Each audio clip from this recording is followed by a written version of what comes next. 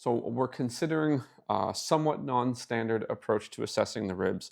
We're primarily considering a posterior to anterior movement because there may be times when people, especially in the mid-axillary line, may be more sensitive.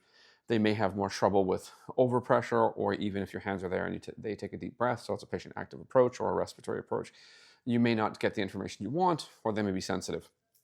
So the thing that we're going to consider is a posterior to anterior overpressure of the ribs.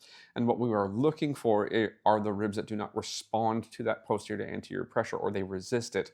So ideally, the ribs should move mildly, not in a major way.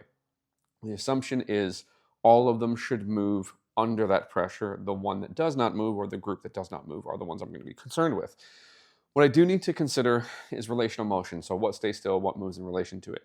So I want a still body and moving ribs. Realistically, I want still thoracic vertebrae and moving ribs. In order to do that, I have to stabilize some regions. So if I were to, I'm just going to bring your arm forwards so it's not in the way.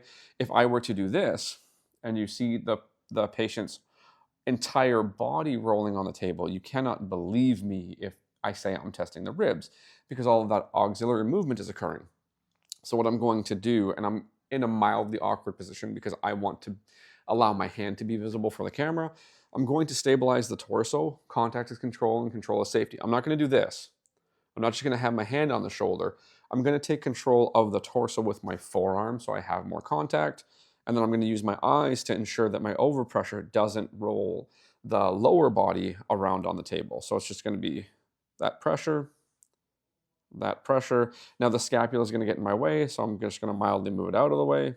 That pressure. There is some movement there, so I may actually have to stabilize a little bit more.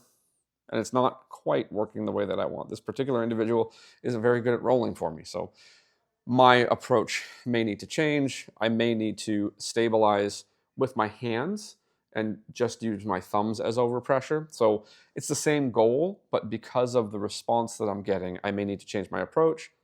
And then there's overpressure with the thumb, right? So my fingers rolling around the rib cage are going to do the stabilization for me. So overpressure, overpressure, overpressure, overpressure.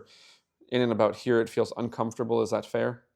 Yeah. The patient agrees. So same goal, I can possibly push with the heel of my hand, but if the patient's rolling around, I don't trust it as much. So in this case, the more appropriate solution for testing with this particular individual is to have my hands around the mid-axillary region and use my thumbs for that overpressure.